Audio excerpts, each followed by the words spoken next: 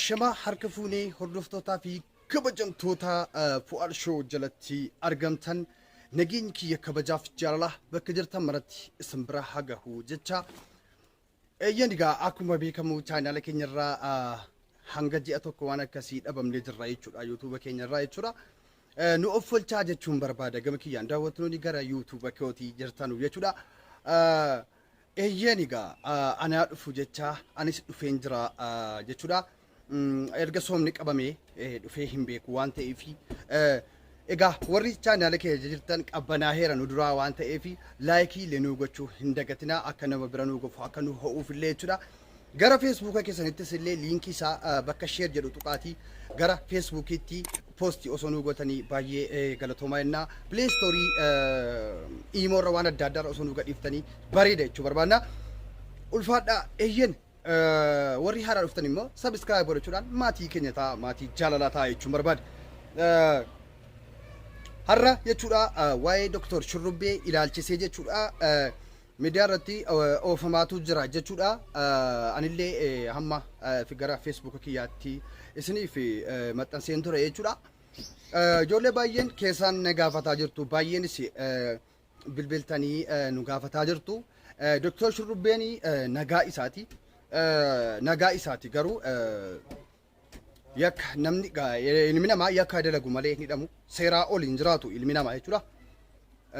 Eenyuun taanaan rabbiin malee seeraa ol hin jiraatamu waan ta'eef seerri kabajamuudhuma qaba jechuudha. Shurrubbeen ammallee adda wanti nuti baafanne hin jiru jechuudha kan shurrubbee addan baafanne yeroon isiniin jedhu inni bilbila fayyadamaa hin jiru waan ta'eef yeroo ammaatti jechuudha bilbila harka bilbila ka seeraa miti jechuudha bilbila fudhatanii maayidhaa keessa taa'uun jechuudha seeraa miti. Seeras ni beekna jechuudha. Mee boriitu immoo arri jumaata waan ta'eef shurrubbeen kan inni qabame jumaata jechuudha. Akkan garuu xuwaara dhagahetti shurrubbeetu waan ta'e minaamni waan akkasiitu jira waan ta'e kana adda baafannee isinitti himna jechuudha.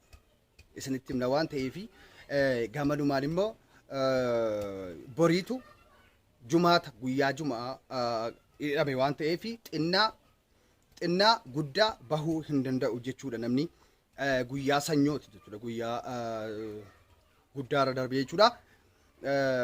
Mee boriitu deemnee nutis hin gaafannaa rakkoo maal akka ta'e maaliif maaltu akka uumame ni gaafannee waan isin beeskifnu ta'a jechuudha irrawwan asirratti argamtan jechuudha.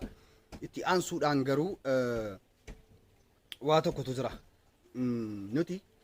Nuti keessatti ilmaan Jimmaa kuni qeerroon Jimmaa kuni uummanni Jimmaa jechuudha.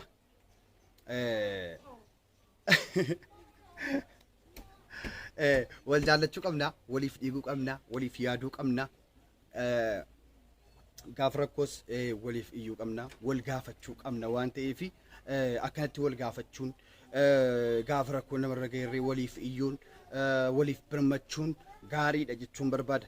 Wanti kun waan xiqqoo ta'uu danda'a garuu fakkeenya gaarii ta'uu danda'a jechuudha. Akka nuti waliif dhiinu akka nuti waliif yaadnu waan adda addaatiif nu godha jechuudha. Nu kakaasa bareedduudha jechuudha. Wal dagachuun faayidaa hin qabu waan ta'eef yoo wal yaadanne waliif birmanne yoo tokko taane waliif jirra jechuudha rabbii wajjin. Egaa kanuma isin beeksisuun barbaade waan ta'eef egaa waan jiru immoo boriitu isin agarsiisa. Viidiyoo kana immoo liinkii isaa fuudhaatii gara feesbuukiitti nu gadhiisaa ijoollee baay'een gaafataa jiran waan ta'eef akka arganiif jechuudha. Galatoomaa guyyaa gaarii.